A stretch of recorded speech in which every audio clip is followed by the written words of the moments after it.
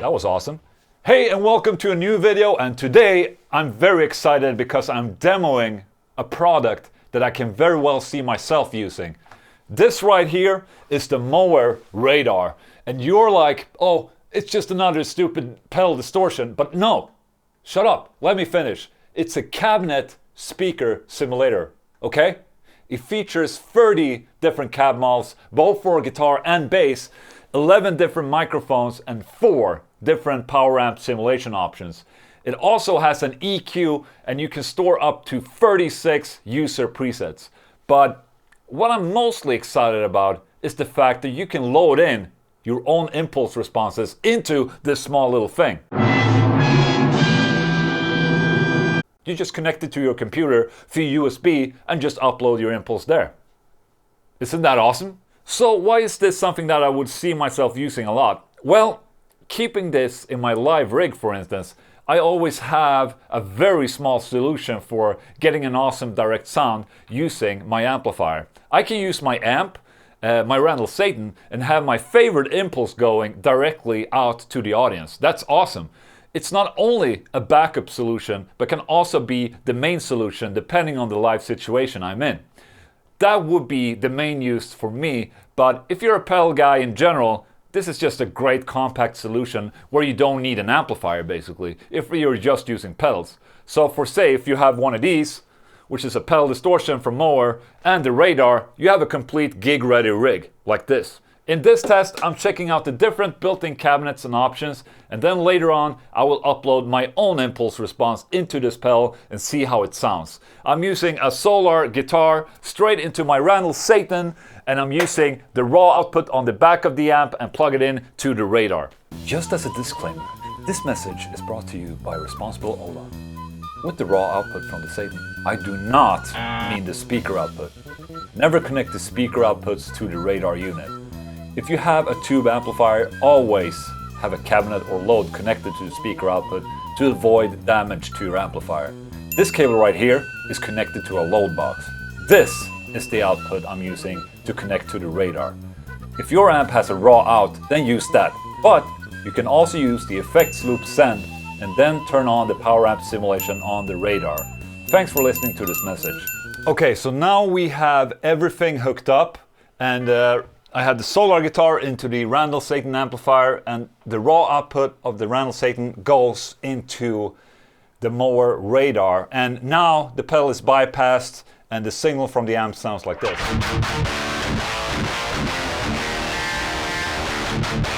So it's basically how it sounds when there's not a cabinet involved.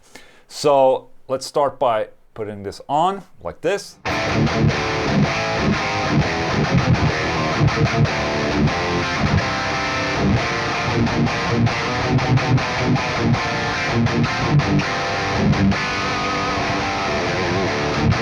And as you can see, I have a 4x12 selected here that I play through. And I mean, a very nice feature is that the actual screen is a color screen. Really easy to see what you're doing, and just navigating around and making changes really easy. So obviously up here you have what type of cabinet you're using, and down here you see if the power amp section is engaged, if the cab section is engaged, and the EQ is engaged, etc.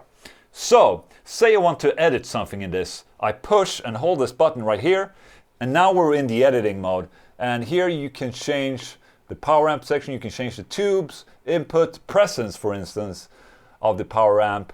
So let's say we can change it, 6L6s, 6V6, EL34. But obviously, since I'm going directly from an amplifier that has a power amp going or coloring the sound, I'm going to switch the power amp off like this. Then you can go to next. This is where you pick the actual speaker or cabinet model that you're supposed to use. There are a bunch of different ones. You have 1x12s. You also have bass cabinets. So I guess this is a rectifier.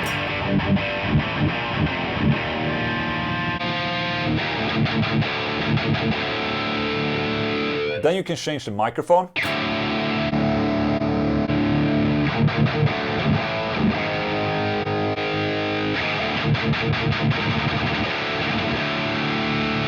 Very simple. And then we go to the next section, which is the EQ. And here we can change between a graphic EQ for guitar, a second one for bass, and then a parametric EQ. So here you can go and just change what frequency you want to boost, or if you want to cut something. So let's cut some mids in this one.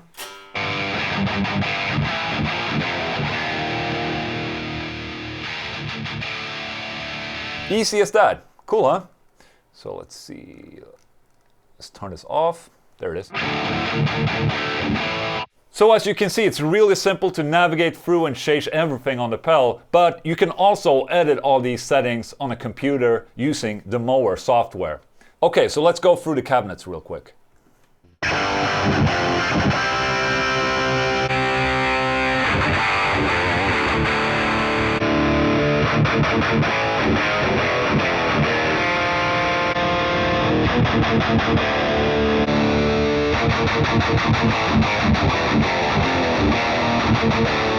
That was awesome. Twin verb. Scoop the nice.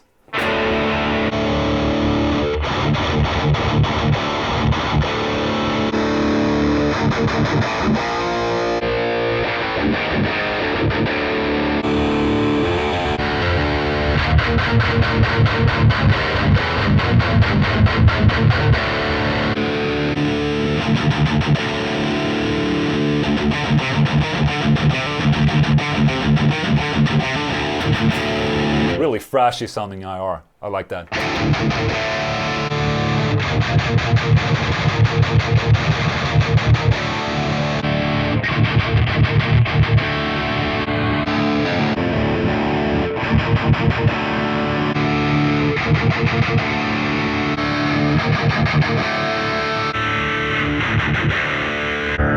Here we have the bass cabinets.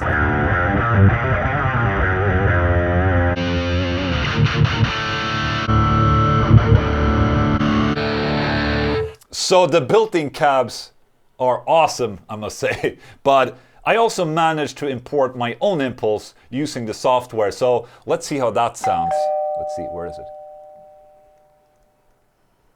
There it is. It's my Ola off-axis impulse. Okay, let's see how it sounds.